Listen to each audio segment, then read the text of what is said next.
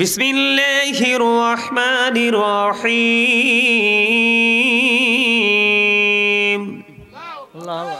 আল্লাযীনা ইউমিনুনা বিল গায়বি ওয়া ইউকিমুনাস সালাতা ওয়া মিম্মা রাযাকনাহুম ইউনফিকুন।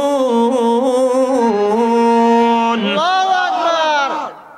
আল্লাহ রাব্বুল আলামিন কি কয় জানেন? সূরা বাকারাতে একবার প্রথম পৃষ্ঠায় আল্লাহ বলেছেন, সাবধানী ওরাই যারা অদৃশ্যে বিশ্বাস করে, ঈমানদার ওরাই যারা অদৃশ্যে বিশ্বাস করে এবং সালাত কায়েম করে। অমিম্মা রাযাকনাহুম ইউনফিকুন। আল্লাহ রাব্বুল আলামিন বলেছেন, যারা আল্লাহ রাব্বুল আলামিন যে সম্পদ দিয়েছেন, অর্থ দিয়েছেন, তা থেকে আল্লাহর পথে খরচ করে, দান করে। জোরে জোরে কোন সুবহানাল্লাহ। তার মানে আপনি আমি 100% ঈমানদার হইতে হলে কি করতে হবে? অদৃশ্য বিশ্বাস করতে হবে, নামাজও পড়তে হবে এবং আপনার আবার তৌফিক অনুযায়ী আল্লাহর ঘরের জন্য, এতিম অনাথ মাদ্রাসার জন্য একটু দানও করতে হবে। হুজুর তো যা যতটুকু করেছেন। আপনাদের মধ্যে কি কেউ আছেন আমি মোনাজাত করে দিব যে হুজুর আমি দিতে পারি নাই, এই আল্লাহর ঘর মসজিদের জন্য আমি কিছু দান করব? আছেন? কথা বলে না। এই আমার দিকে তাকান। হযরত আব্দুল্লাহ ইবনে মাসউদ রাদিয়াল্লাহু তাআলা আনহু থেকে হাদিস খানা বর্ণিত, আমার নবী, আপনার নবী, দু জাহানের বাদশা নবী, তিনি সাহাবায়ে কেরামদেরকে প্রশ্ন করলেন, সাহাবীরা রে, তোমাদের মধ্যে এমন কি কেউ আছো রে যে নিজের সম্পদের চাইতে ওয়ারিসের সম্পদ বেশি পছন্দ করো? এবার সাহাবায়ে কেরাম বললেন, ইয়া রাসূলুল্লাহ, ইয়া হাবিবাল্লাহ, নবী গো, আমাদের মধ্যে এমন কেউ নাই। এবার আমার নবী আবার পুনরায় বলে দিলেন যে ইন্তেকাল করার আগে যা তুমি আল্লাহর সন্তুষ্টি অর্জনের জন্য আল্লাহর পথে খরচ করে যাবে, এগুলোই হলো তোমার নিজের সম্পদ। আর যা তোমরা পৃথিবীতে দুনিয়ায় রেখে যাবে, এগুলো হলো তোমাদের ওয়ারিসের সম্পদ।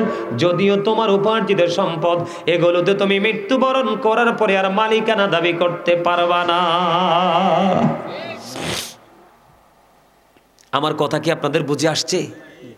তার মানে মানুষ মরার পরে আর তার পৃথিবীর সম্পত্তিতে আইসা কোনো কি করতে পারে না, দাবি করতে পারে না। আরে আসতেই তো পারে না, দাবি করবে কেমনে? এই জন্য আল্লাহ রাসূল বলেছেন, তোমরা ইন্তেকাল করার আগে যা দান করার দান করে যাও, এগুলোই হলো তোমার সম্পদ। আমি এমনটি বলছি না যে আপনারা আপনাদের বাড়িতে আপনাদের সম্পত্তি এমনভাবে বিক্রি করে এনে দিয়ে দেন, আপনার ছেলে মেয়ে বিবি বাল বাচ্চা যেন থাকতে না পারে, ওইটা আমি বলছি না। মসজিদের জন্য, আল্লাহর ঘরের জন্য আপনাদের মধ্য থেকে যার যার যতটুকু সামর্থ্য আছে ততটুকু অনুযায়ী একটু দান করেন। তারপরে আমি এই 10-15 মিনিট তারপরে আমি মিলাদ কিয়াম করে মোনাজাত দিয়ে দিব। যার যার ইচ্ছা মতো 500, 1000, 2000 যে যা পারেন। আপনারা কি যারা আছেন এখানে তারা কি আগে হুজুরের কাছে সব দিয়ে দিছেন? কিছু দিছেন? হুজুর যখন বলছে আমার কাছে তো অ্যামাউন্টটা বেশি মোটা ভালো মনে হয় নাই।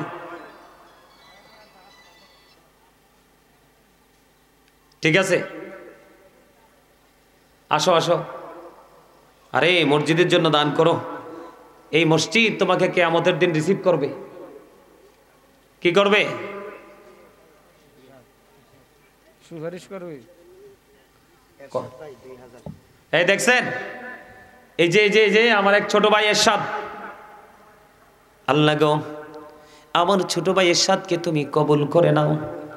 আল্লাহ তার জীবনের গুনাহগুলি মাফ করে দাও। আল্লাহ তার হায়াতের মধ্যে তুমি বরকত দিয়ে দাও। মনে যত আশা সব আশা তুমি পুরা করে দাও। তার আপন স্বজন যারা কবরে, প্রত্যেকের কবর আযাব কিয়ামত পর্যন্ত তুমি বন্ধ করে দাও। আল্লাহ আমার ছোট ভাইয়ের সাথ সে নগদ দিয়েছেন 2000 টাকা। মারহাবা, মারহাবা। আরো জোরে বলেন না মারহাবা। আল্লাহ তার দানের খবর সোনার মদিনায় পৌঁছায়া দাও। মারা গেছে আবেদ আলী, তার পুত্র সন্তান বাবার জন্য 1000 টাকা দিয়েছে।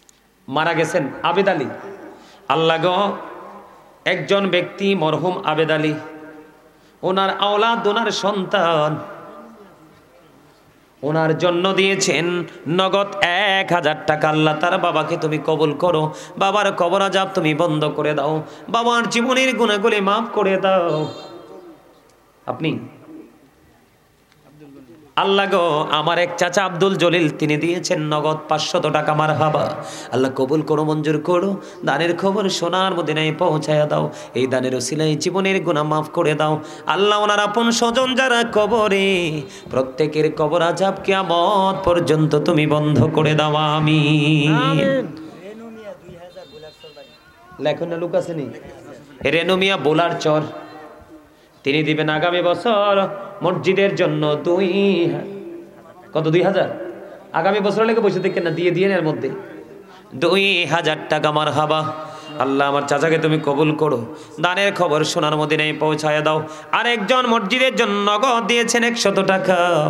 আল্লাহ ওনার দানকে তুমি কবুল করো, জীবনের গুনাহ মাফ করো, আয়াতের মধ্যে তুমি বরকত দাও, মনে যত আশা সব আশা তুমি পুরো করে দাও, আমিন।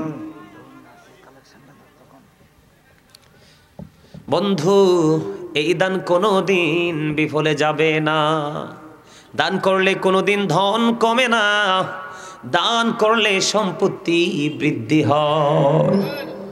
আপনি এদিক দিয়ে দান করে যাবেন নিয়তটা সহি করে, আরেক দিক দিয়ে বের হয়ে দেখবেন আল্লাহ আপনার জন্য আরো বড় বাজেট দিয়ে দিয়েছে।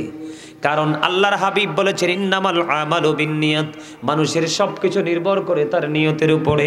আমাদের নিয়ত যদি ঠিক রেখে আল্লাহর সন্তুষ্টির জন্য যদি আমরা দান করি, তাহলে এই দান কখনো বিফলে যাবে না। দাও, তোমার নাম কি? কাউসার, আবু কাউসার, ছোট্ট একটা বাচ্চা, মনে হয় মাদ্রাসায় পড়ে। আল্লাহ ছোট্ট একটা বাচ্চার হাতে তার গার্জিয়ানের মাধ্যমে মসজিদের জন্য 500 টাকা পেয়েছি। আল্লাহ ছোট্ট বাচ্চাটাকে তুমি কবুল করে নাও, তার মা বাবা দাদা দাদি নানা নানি আত্মীয় স্বজন সবাইকে কবুল করে নাও। প্রত্যেকের যারা আপন স্বজন কবরে আছে প্রত্যেকের কবর আযাব তুমি বন্ধ করে দাও। দুনিয়ায় যারা বেঁচে আছে সবাইকে নেক হায়াত তুমি বাড়িয়ে দাও, আমিন। আর কে আছেন? আমি আমার মা বোনদেরকে বলবো, যদি সম্ভব হয় আজকের এই জান্নাতের বাগানে মসজিদের জন্য কিছু লিখিয়ে যাবেন, কারণ দান কোনো দিন বিফলে যায় না।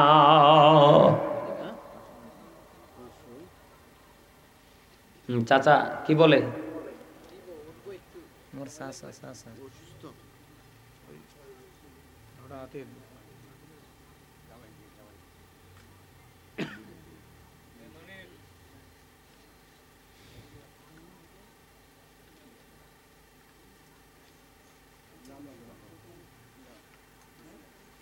বলেন, আপনাদের মসজিদের কাজ চলমান, কেউ যদি চান সিমেন্ট দিতে, বলে হুজুর টাকা দিব না সিমেন্ট দিব, তাইলে সিমেন্টও দিতে পারেন। মোহাম্মদ ফয়সাল নগদ